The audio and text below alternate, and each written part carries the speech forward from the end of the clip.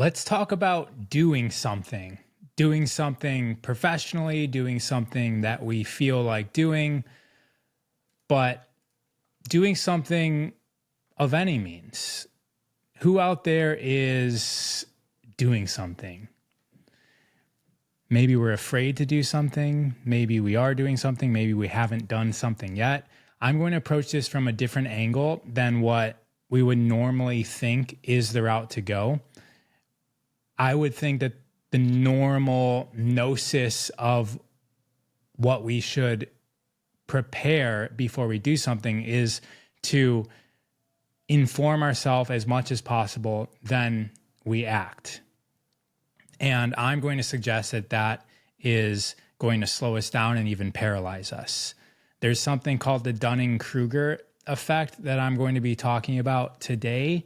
And that's essentially, you guys are familiar with this. It's like when you start to learn a little bit and then you think you know everything, right? It's the classic teenager. And it's really easy to see that in somebody if you've already been through that stage. But when you're in that stage, you almost never realize that you're in that stage. You think that you know everything because what you know is everything that you know. You don't know enough that you don't know enough to know that you don't know very much. So back to the original question though, because that's what is going to be applicable here, is anybody out there desiring to move forward into an aspect of their life, but they're paralyzed? Maybe they're thinking that they need to know more. They need to prepare more. They need to get better at something. They need to acquire more things. The external environment needs to shift. They need an investor. They need a space. They need more equipment. They need more practice. They need their family to support you. Getting some me's, yes, me's. And the reason for that is because we like comfort. We like validation. In fact, we're addicted to validation because of things like school and jobs, and the parents play into that, right? Because the parents are completely embracing schooling and embracing getting a job. Now, schooling does what? It teaches us that if we have the right answer, we get the good grade. And the people with the good grades are the favorites, right? And you literally get markings based on the criteria that wasn't formulated specifically for the type of person that the student is. It was formulated for a general criteria that applies to everybody. And that's best case scenario. Schooling, if we go way back, was formulated to turn kids into soldiers that follow instructions. And then eventually kids into employees that follow instructions. This is why everything's set up that way. You have to ask permission to go to the bathroom. You get asked the questions. If you think about schooling, it should be the opposite, right? The kids are the ones that ask the questions. The kids have completely open imaginations that have unlimited possibilities of roads to travel down if they were the ones directing the class. The teachers have a very rigorous, specific agenda. So we take the kids that are the new generation of life, of thought, of light on this planet, and we corral them into a cage. And from there, we say yes or no, you're good, you don't know what you're talking about, you're stupid, you're a disruption. And we start to form our society based on the schooling, right? Think about it. You got corporations that are more powerful than governments. What are they doing? They're manipulating the children. That's why the advertisements are made for the children. Think about, was that cigarette company, Joe Camel? I don't even know if that still exists. Complete cartoon character to get kids addicted to cigarettes. Yes, me, I need to understand how to use Instagram proficiently, feel frustrated and feel like I should know. Okay, so we're going to be talking about this. Since Karen's talking about Instagram, I'm assuming that she's meaning that she's not moving forward into showing herself on social media. If kids would be learning, that would be a great thing in school today. Nowadays, that's not happening. Cooling down while you speak, as I'm so stressed of the pressure from the outside that it's making me burn from the inside. Just watch your breath for a second. Breathe in through the nose and just observe it. Don't take a deep breath. Just let your body breathe it in and witness the beauty of your body. It's literally pulling in life force, which is what air is. And within that air, there's prana, and that's giving you life. It's the same air, it's the same prana that has been breathed by everything that's ever breathed in existence, and it's going to be breathed by everything that has the capability to breathe in the future. And if you come out of a linear timeline perspective, the breath that you're taking in now is the same breath that everything else is breathing currently, because it's now everywhere. There's so many narcissistic parents that one step children to succeed so they can say they did it. Want their children to succeed to say they did it. In a way, I get that, because children aren't just children. Yes, they can be just children, independent entities, free will of their own. I also think that there is some other deeper connection that may be misunderstood. So people are wanting to live through their children. But I feel that the reason for that is because, as I said, if linear time is not existing and it's a figment of this reality, an aspect of this reality, well, then what are the kids then? It's essentially this consciousness is adapting through time, and it's showing up in different physical vessels. Maybe your kids are yours. Maybe there's another consciousness that hitches on along the way.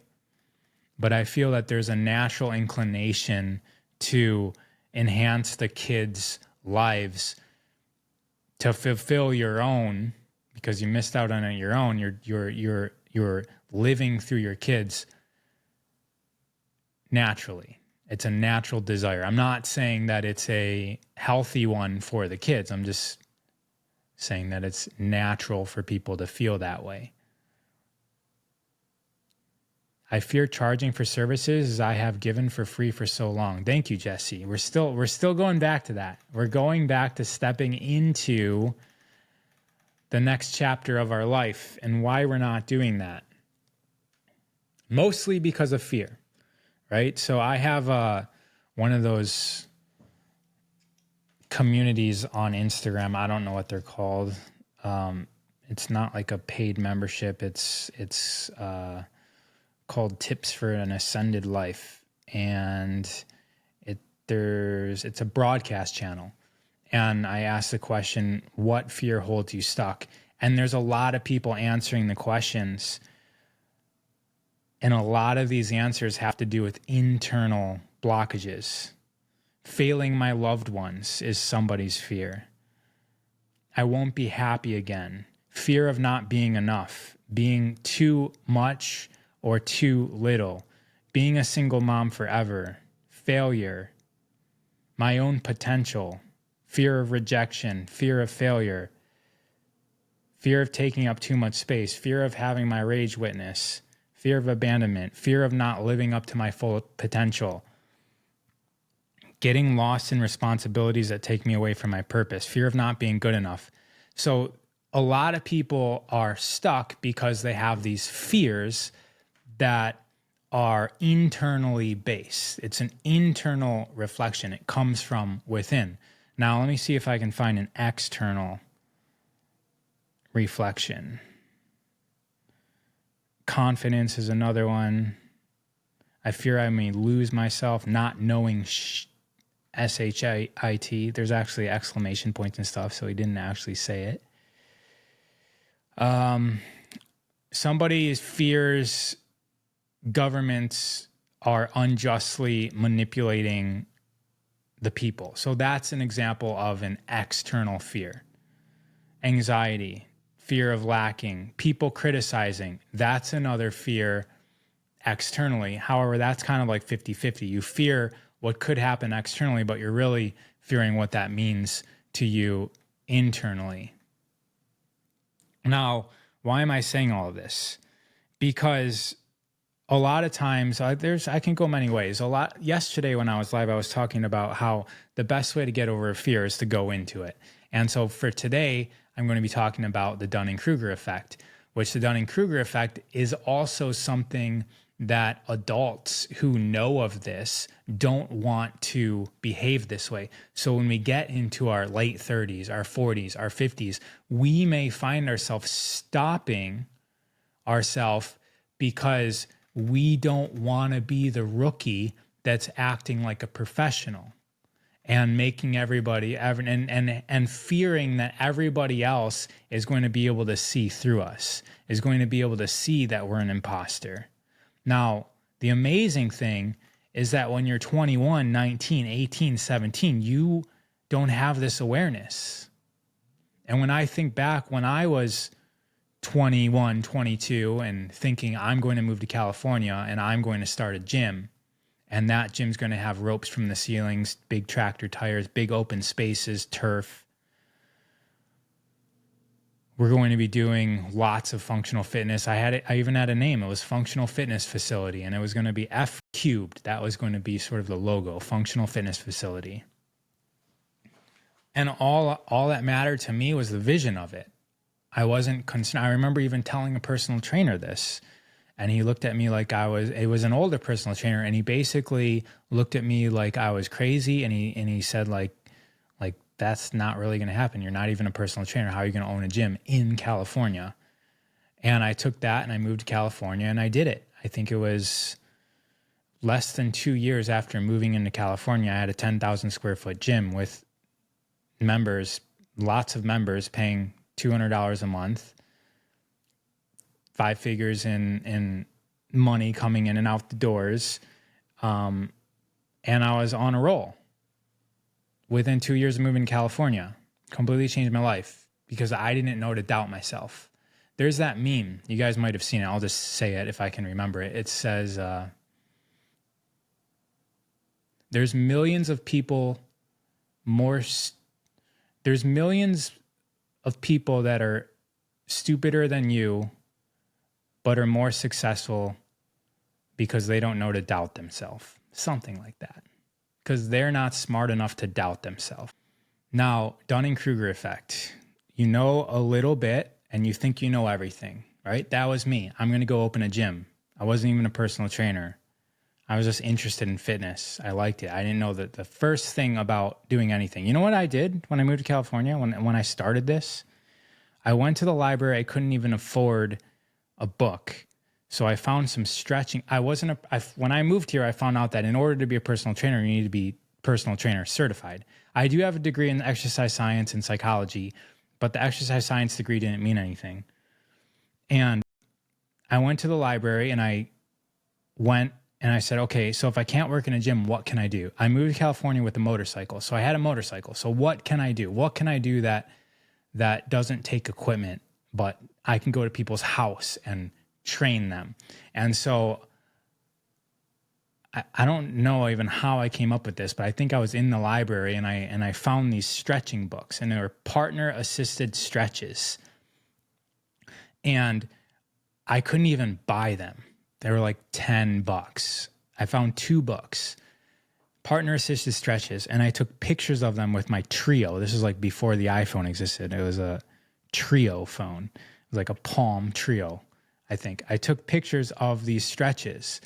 And so this was 2006-ish, maybe 2007. What is that? 17 years ago, maybe? So I'm taking pictures of these books, and then my plan was to then take the pictures and take my motorcycle and find clients, go to their house, and bring a yoga mat with me and look at these pictures and then stretch the people out. And it worked. And I just moved here from Michigan making $10 an hour, maybe $13 an hour. And so I was like, I'm going to charge $35 a session for this. That was a lot of money for me for 1 hour of work, right? And then I got a client. I just went on Craigslist, posted on Craigslist, and I then said, all right, will people pay me $45 an hour? And this is before I even knew anything about success in California, that like these dollars per hour is like Midwestern, middle America mentality of somebody who was just raised in a suburb and went to public school and drank tap water and ate the standard American diet. Like everything for me was just like anything above $20 an hour was amazing for me. So now I'm like $45 an hour and I feel like I'm a millionaire because I'm going somewhere and someone's giving me $45 to stretch them. And then $55 people were doing it. And then $65, then $75. And I just feel like literally like a millionaire. And so that's how I started. Eventually I had 10 clients, $75 an hour. That's six figures a year. It's over $100,000. And then I got recruited to sell leases to apartments to students. Somebody I met in the gym also had a property management company.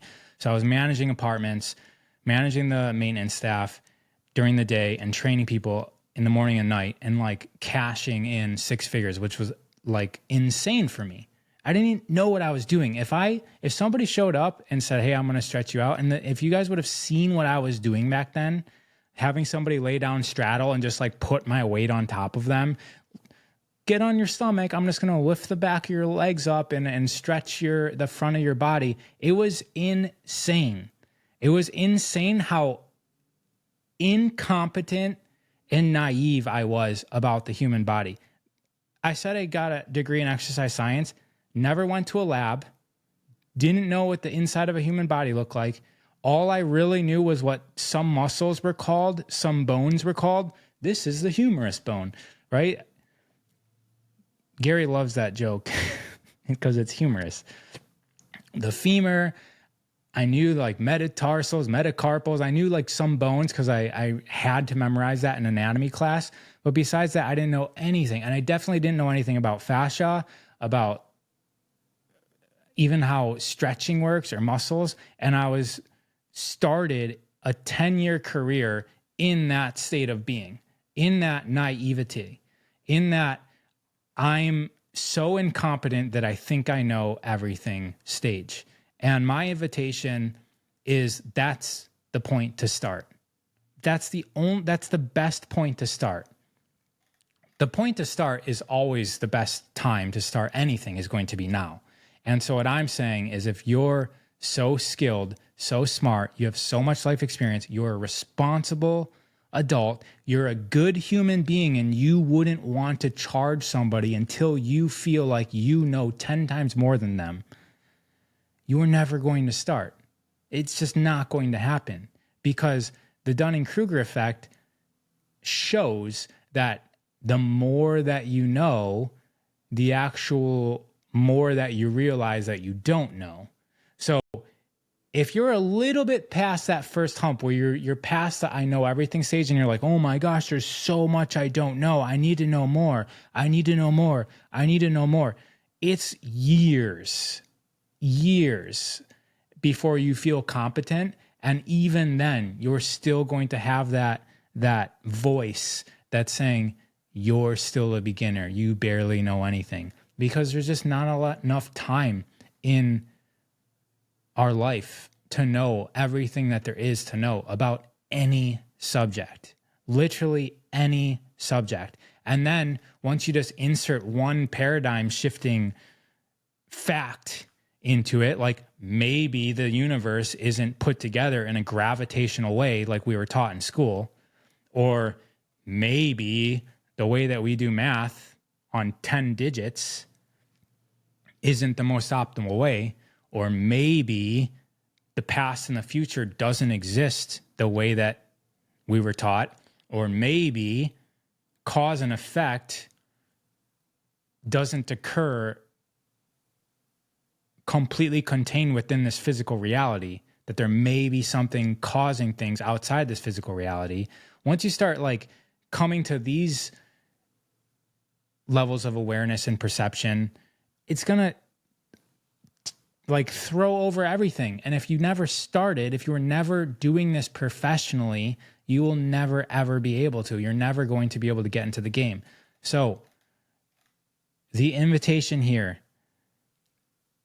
move into it. Whether we're talking about a professional venture, a creative venture, a personal development venture, or even asking for that thing that you know that you don't deserve, or the phone call with somebody who you know you don't deserve, the date with somebody who you're certain is better than you.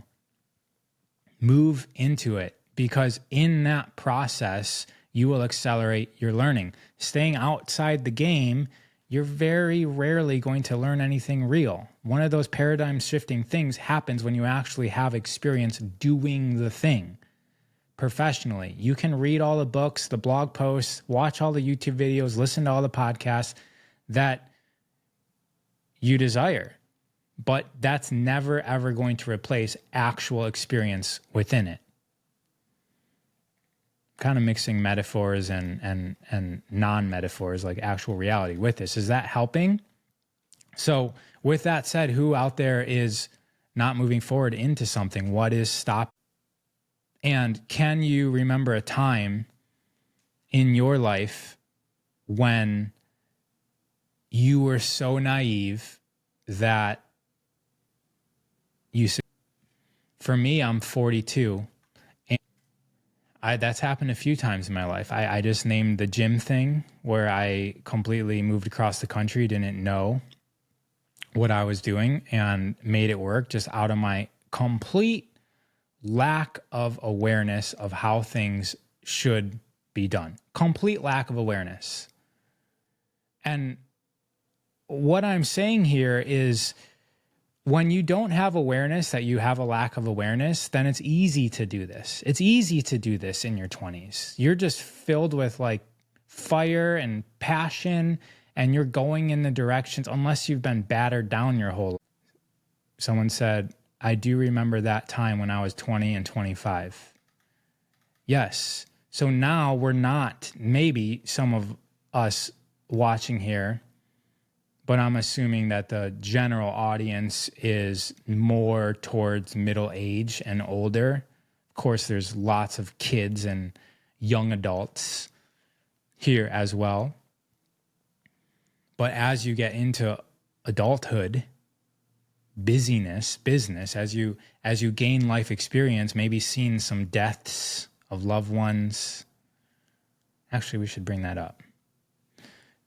Death. But we've seen some things, and we've seen a whole lot of people that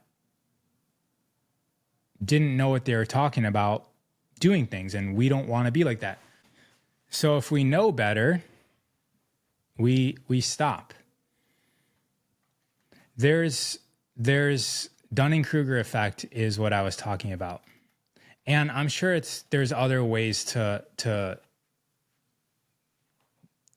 label this. That was just some researchers in Cornell that a lot of people usually reference when they talk about this, because that's Western science. For me, it's having 3 children that I need to look after. So find myself sticking to my job that doesn't align with my sole purpose.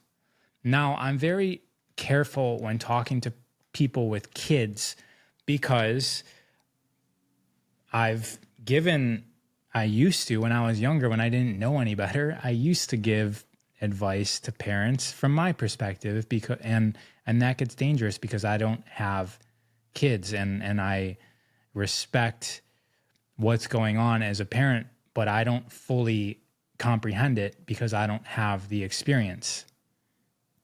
But I do know that there's a reliance on you as the parent. And I also know that there's other time during the day. And if we don't have that passion, that thing that's pulling our heart forward, then we're living a really miserable life. And I would assume this is, again, I'm being careful. I would assume that you, we, us, anyone could be a better parent if we were living a passionate life. If we actually were experiencing our best version of ourselves. Because I don't think giving it up for yourself, giving up your own dreams for the sake of your children is an equation that works out in best case scenario. If we think about best case scenario for your children, best case scenario would be that they live a great, fulfilling life and they had a parent that was doing that as well. Because then it's a positive reinforcement. There's not this feeling that the kids grow up feeling like their parents gave up their life for them. And so I feel that some of us owe it to our kids to do what it takes to live a passionate life, live a life of alignment.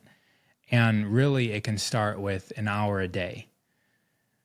And there's a difference between going to a job for 8 hours and doing something that you love for an hour a day. Because when you're doing something that you love, you're very proficient and effective. Most people, I forget if you guys look up the statistic of average employees' productivity within an 8-hour day, it's like less than an hour. I think, or maybe it's somewhere around 1 or 2 hours of productivity in an 8-hour day. So even if you're going through the drag of doing what you need to do for that paycheck, you could probably be more productive in a side project that could potentially overtake the main income if you just were consistent at it. Think about why you're successful as an employee. This is an interesting subject, okay? I actually love this subject because I'm in the network marketing business, so I actually speak to people about building side businesses and creating more income in that side business than the regular business. But if you take the reason why you're successful as an employee, and your success as an employee essentially equals your boss, your company, making money off of you, right? I used to hire employees. That's what's necessary. The company needs to make more money off the employee than what the company's paying the employee. Now, the reason why you're successful as an employee is because, the main reason is because you show up consistently.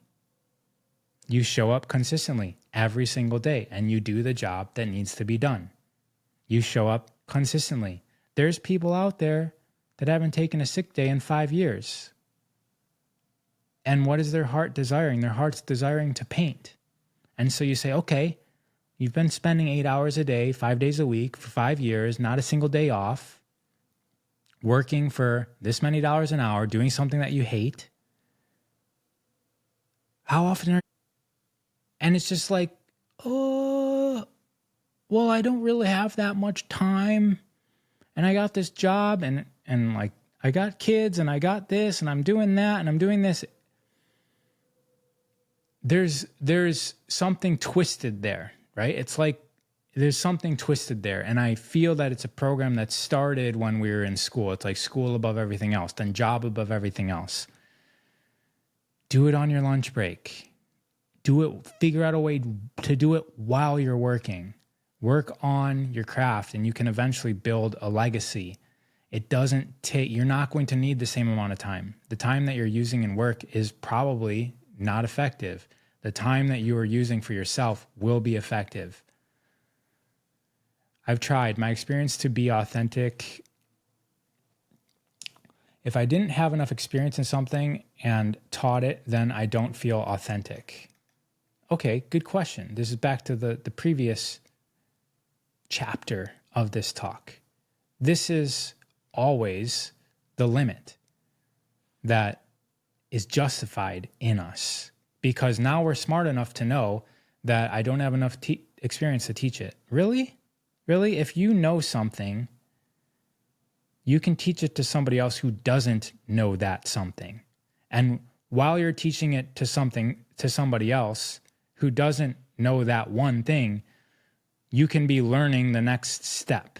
You can be deepening your understanding of that one thing. Did you know that in almost every single field, there's experts that are teaching specifically to beginners?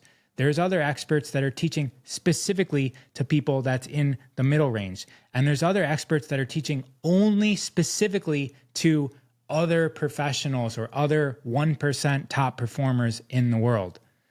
When we start to do something, we have this idea that we're going to only be teaching to people in the 1%. Think about me owning a gym. You think I thought I was going to be training a bunch of office workers that had never, ever exercised in their entire life? No, I was imagining training Olympic athletes and college players. And I did have some of those. Navy people training for Navy SEALs. I did have some of those. But almost everybody, the people that were paying the bills, because all of those other people, they end up costing you money as a business. They use your resources way more than everyone else. The bulk of your business or the bulk of anything is going to come with people that barely know anything. And here's the most important part. They will not even know that you don't know. Why is that important? Because it allows you to sustain yourself in the beginning. Will you make mistakes? Yes, you will.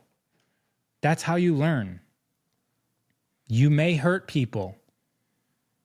You may take too much money from somebody for the value that you gave them, but guess what? They're there to support you. They are also your fan. That's the thing, especially if you're talking about teaching people, people don't realize that the clients are rooting for you. They're looking for, you're like they're supporting you. It's almost like they adopted you. And they also would like to see you succeed. There's no way to learn as a coach or a teacher without failing. How do you think you determine to get better so that never happens again?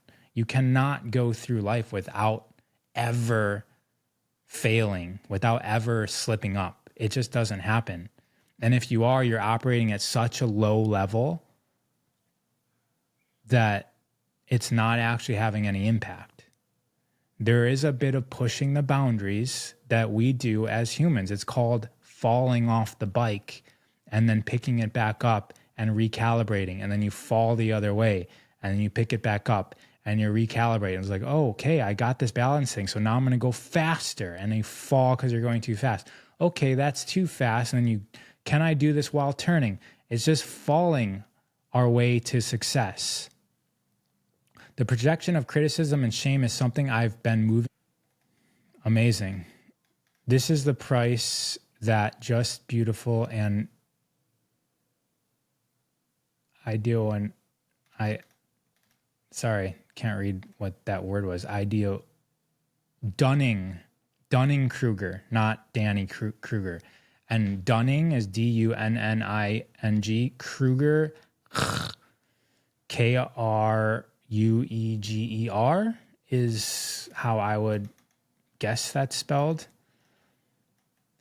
Bringing home our newborn 28 years ago, my husband and I were like, here we go. We had no idea, but we did it. Exactly. I'm sure every single parent is doing what we're talking about naturally. The best way to prepare for parenthood is to not prepare. 28-day reset helps you be the best, which you will flow to your kids. Okay, I'm really behind in comments. Okay. The babies know from what we do, not what we speak. Exactly. What value do you bring, and can you bring that value for 2 hours a day and then play the rest of the time? 8 hours a day are from the old timeline. Baby steps to grow into a joyful life. I see how we perpetuate shame and stay unresponsive and freeze because we equate success with a huge ass step. Okay. So that's that. I don't know if Tony Robbins was the first person to say this, but I've heard him say that people overestimate what they can do short term and underestimate what they can do long term, which goes into what I was talking about being consistent. If you're consistent long term, even 1 hour a day for 365 days, that is going to put you at not above the 99% percentile of everybody in the world who has not done it. So let me say that again. And this isn't a Tony Robbins just said that first sentence.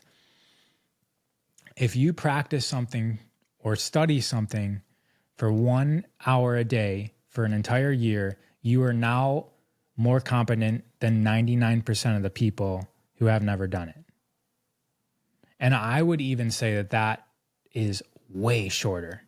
If you do that for a few weeks, a few months, you're probably 99% more, you're probably more competent than 99% of the world of people that haven't done it. And so the fear of not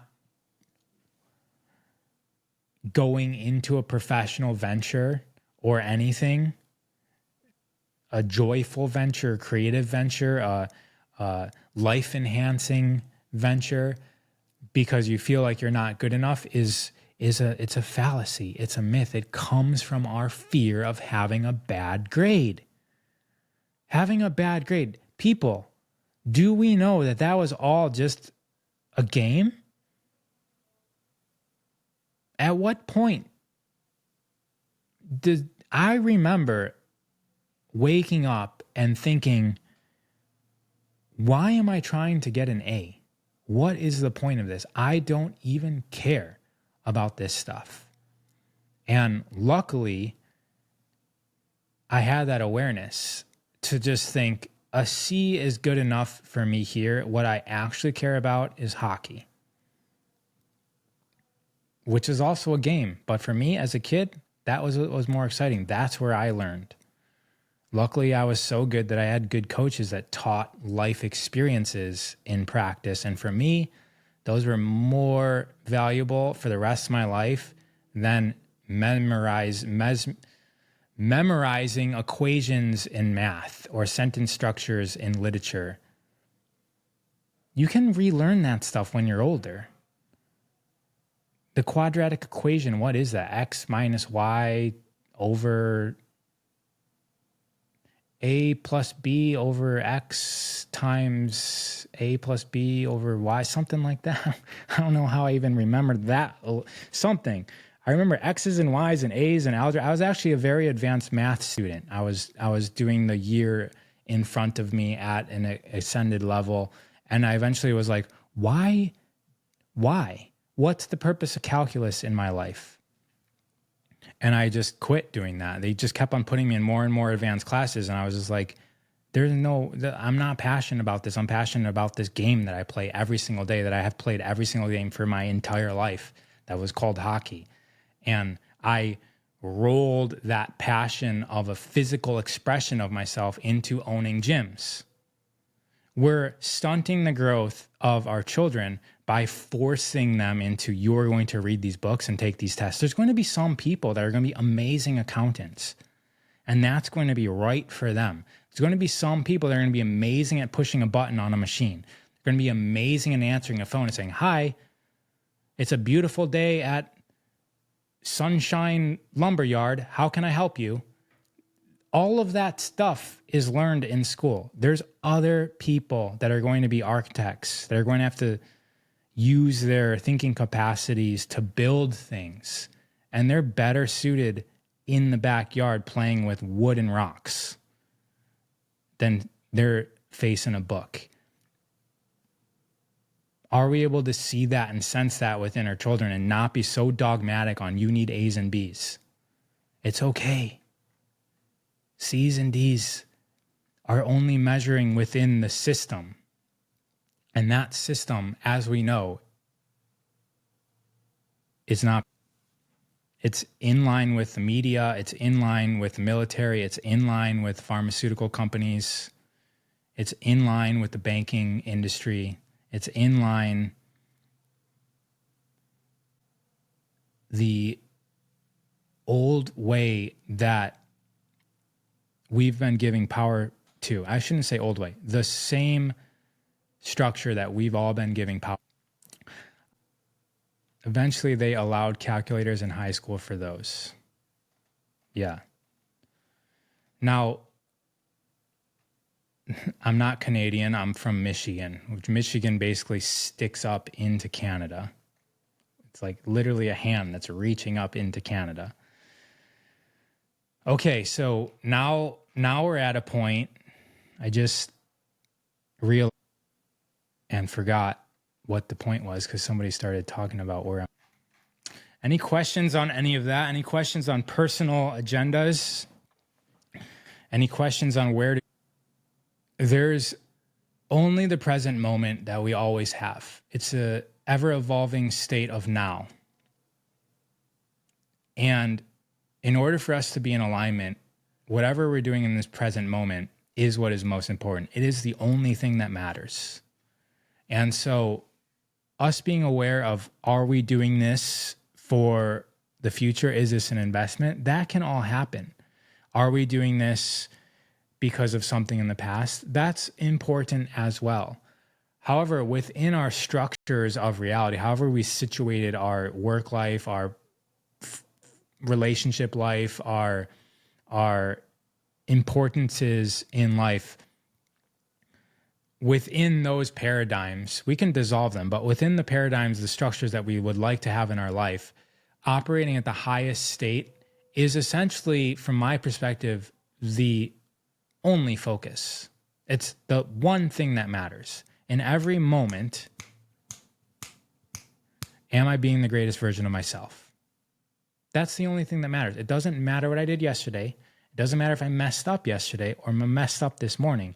In this moment, it doesn't matter if I'm in the middle of a discussion that's heated. Am I operating in my highest moment? I had a best friend who he said, somebody's defined by what they do after somebody punches them in the face. And this was like back in my fighting days. And I was like, what? I didn't know any other option. If someone punches me in the face, I'm punching them back. But his argument was, well, that's essentially, I can tell who you are by that. And I still was just like, how is that even, how could you not do anything but that? And there's a whole bunch of other options. If somebody's attacking you, taking advantage of you, there's a whole bunch of different other options. And there is the reactiveness that is only going to be successful if you're more violent than them.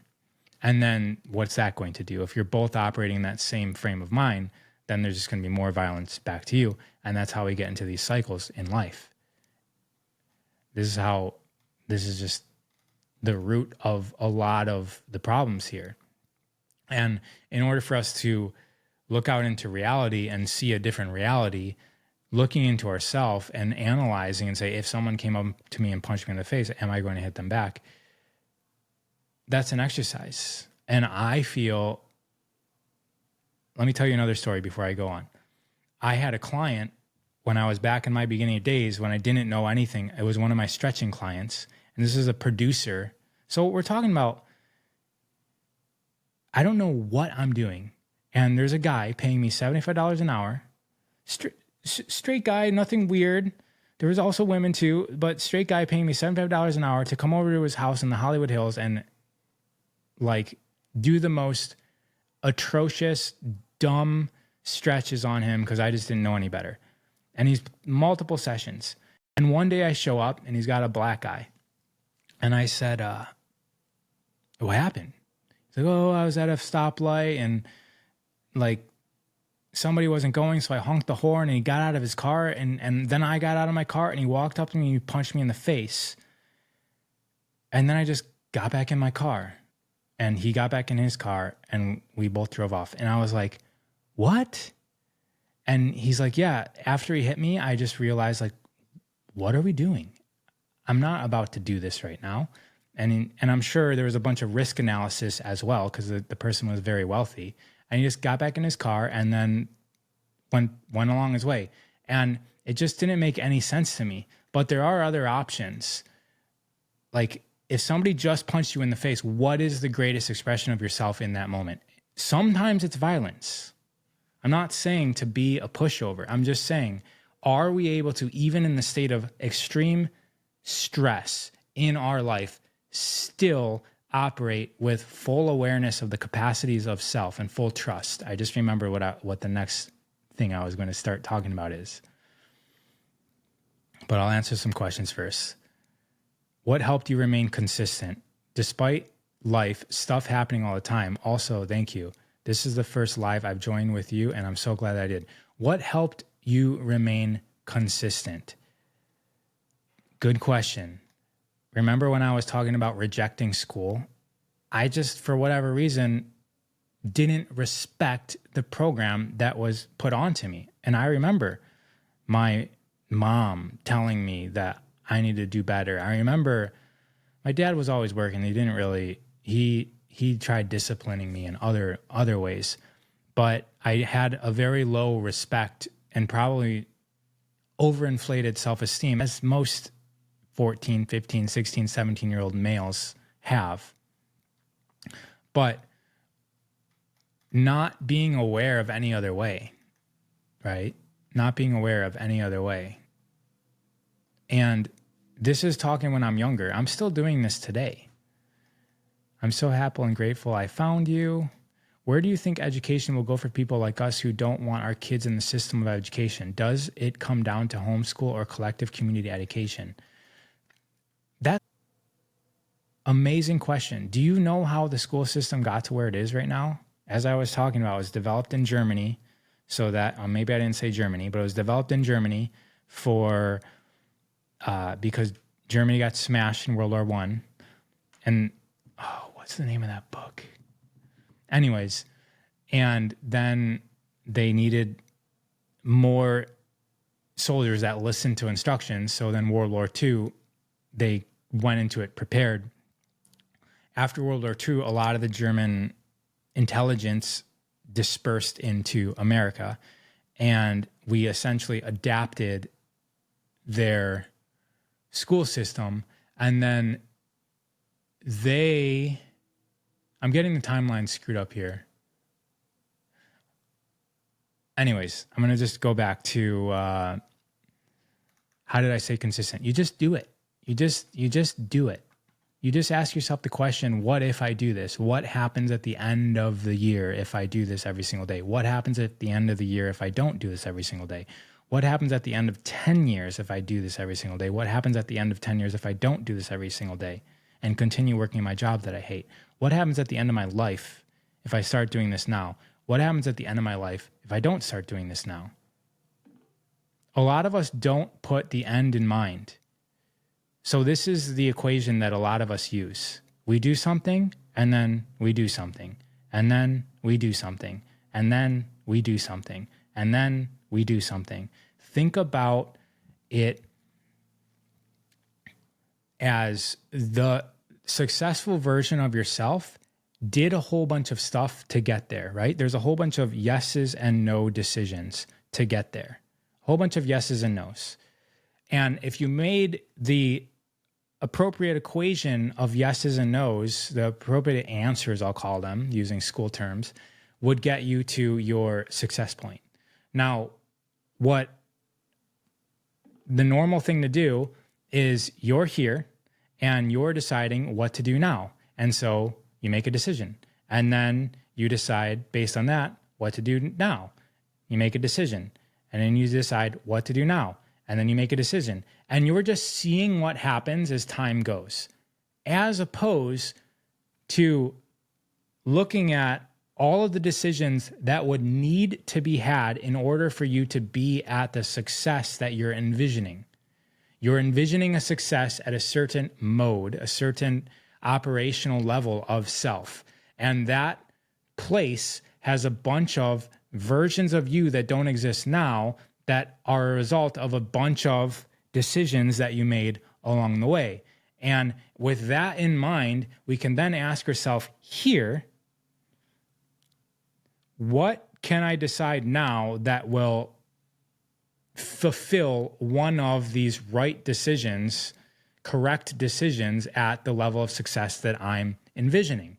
And we basically reverse engineer. So for me, back to the gym, living in Michigan, third unhealthiest state in the country at the time. I know I need to be in California. So I'm moving to California, period. Just moving to California because people care about fitness there. That's what I knew. Didn't know if it was accurate. Could have been successful in Michigan. But for me, I'm like, at the level of the vision that I have, tractor tires, ropes hanging from the ceiling, cool vibes. Everyone cares about fitness. They eat healthy. They go on hikes. They do recreational stuff. They're healthy people. That's what I envision in my gym. So what that means is that I don't just stay in Michigan and make a choice and make a choice and make a choice and make a choice and just see where that goes. We need to, if we would like to reverse engineer our life to figure out what we need to do today, we get to have that end vision in mind. And that end vision then tells us what we should be doing now. And we make sure that everything that we do is in alignment with that end vision. Now, that other thing that I was talking about, our end vision is literally just today. This is what I would like to do today. And most of the time, we're not even thinking about that. We're just like, I'm doing something. We're not even thinking about the direction that we're going. It's just, I'm doing something. So if we have that end vision, then we align what we're doing to make sure that it's serving that end vision. And that's a very easy way to stay consistent. It took me a little bit to get there. Did you have any fear of speaking on camera, and how did you overcome it? Yes, I did. If you guys, actually, I don't think it exists now, but I made a Instagram channel, and I decided I was going to go and make a video every single day for a year. That was the plan. I think I lasted 94 days. It was horrible. It was absolutely atrocious. Me on camera trying to figure out how to start that. Welcome to now. I used to say that. Welcome to now, everybody. I am Ra, and today we're going to be talking about whatever. It was called Practice of the Day. And I did it every single day, not to build an audience, but I did it to gain comfort and competence in front of a camera. And that evolved into what I'm doing now. That evolved into my entire social media presence. And it was very difficult to do. And if you start looking into successful people and you start looking at their life stories, you're going to see that nobody was born a genius or an expert at anything. They stayed consistent, experimented, made assessments based on the experiment, and then made a new plan, and then practiced it, and then assess, new plan, do it, assess, plan, do, review, plan, do, review, plan, do, review. Increasing competence a few percentages at a time.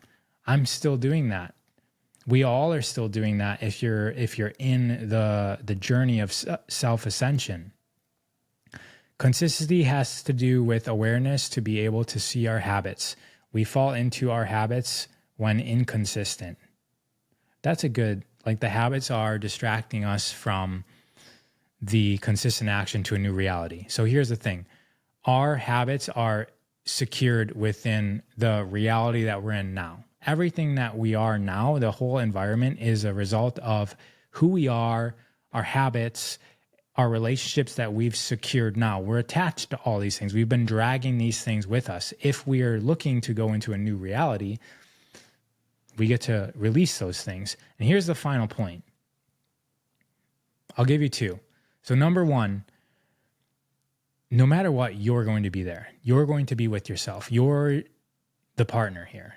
You're the one that matters. And no matter where life takes you, it's always going to be with you. And if you can learn to trust yourself, that's going to be your greatest sense of power. Because if you are going places with somebody that you trust, a best friend rather, somebody that is loyal, somebody that does what it takes, if you can start building that sensation within yourself, then you're going to feel supported when you go into new realms. Forcing our way within the reality that's already created is more difficult than creating a new reality. So if we're trying to tear down structures that we've built around ourselves, even within this whole world, that's already manifested. That's already taken shape. The unmanifest, the unseen, the uncreated is unlimited. And if we can create from that standpoint, there's no limitations. That has not been manifested. That's up to you to manifest. That's up for you to create. So trying to play with the blocks, the building blocks that are here in physical reality, this is already somebody else's manifestation. It's much greater, simpler to manifest from the unseen, the unmanifest, the origin of all of this. Go play there. That's what originates all of this physical matter.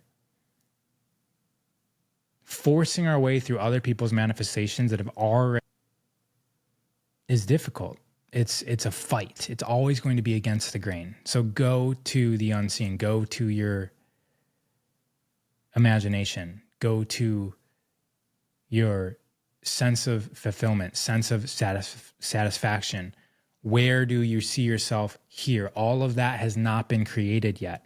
Get into the zone of what is meant to be and create from there. Everybody here relies on you